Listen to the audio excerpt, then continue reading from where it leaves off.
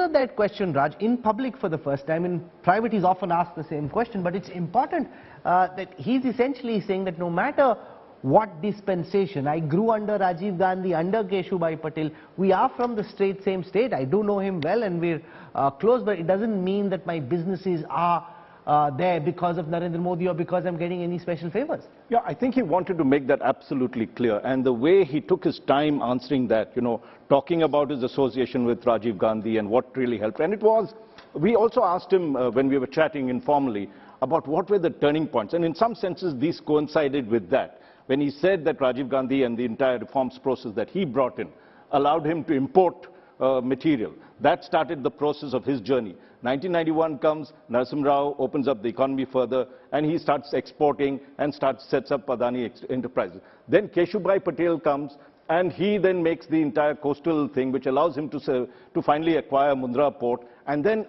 you've been to Mundra as well. You look at that place. I mean, that is transformed from the real back of the beyond. And imagine when he bought it, yes, to have that audacity of appetite, right, to buy that massive tract of land. Even at that time, his utilization was just a very small fraction. Even now, they use only 1/3 of the total land available. And I think what he was trying to say, then comes Mr. Modi and what happens there. But what he was trying to say is, this is the dint of hard work. This is not just because you're chummy with a particular government. He was, spans almost, 8 or 9 governments during this whole period. But it is his hard work that is being pushed, his vision that he wants to do things, and his ability, as Bhaskar, and I read his book, a wonderful book about Adani, how he is able to handle his time and so much, the expansion is clear. When we spoke to him, he was telling me very interestingly that he believes in simplicity in the way.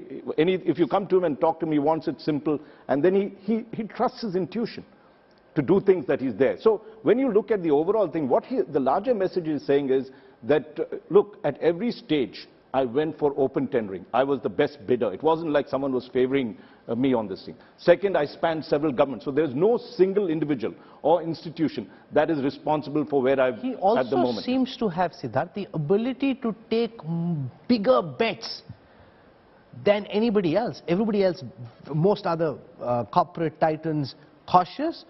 He seems to think big and act big. Well, it's very clear that when India's corporate history is written, and if he were to do that now, he is the fastest growing industrial conglomerate that Indian history has seen. Relative to market cap, relative to the number of listed companies, he's added a couple more beyond the ones that he already had.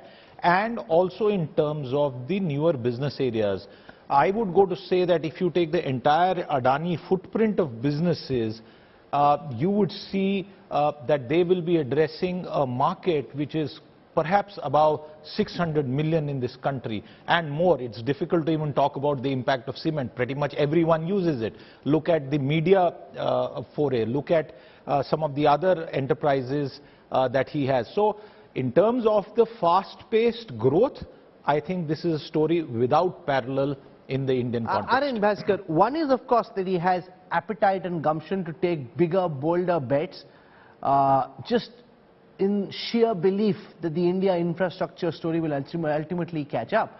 His critics, though, would say, because he's close to the government of the day, which is why he knows that he'll always have favorable tailwinds, that political stability gives him favorable tailwinds, which is why his ride has been so smooth and not so choppy.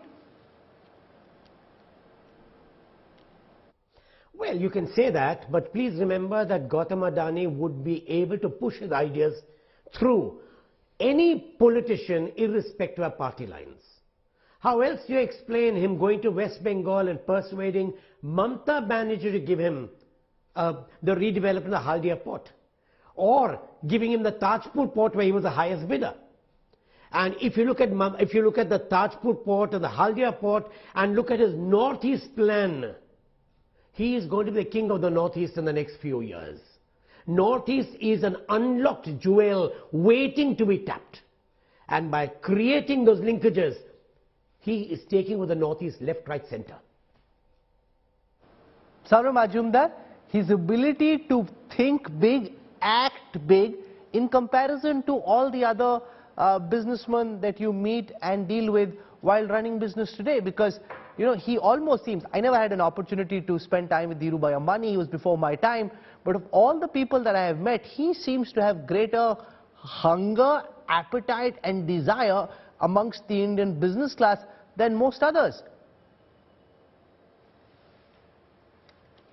Yes, Rahul, and that's what makes him special, and that's what we are. Why that's the reason why probably he is the person of the year for India Today magazine. The whole point is $150 billion is his bet over the next few years, next decade. Now you imagine this kind of money, this kind of scale. Look at the kind of bets he has taken. He has gone into areas which are high margin. You are looking at various businesses which are giving him also very rapid cash flows. You have airports, you have ports. I mean, these are all big infrastructure plays. He knows that these are the businesses of the future. India is ready for an infrastructure boom. He's betting big time to ride on it, and that's where his shrewdness of strategy. And when you reach a scale of that size, when in various businesses across the board, whether it is FMCG to media to cement, and like I said, the common thread being infrastructure and also the value chain,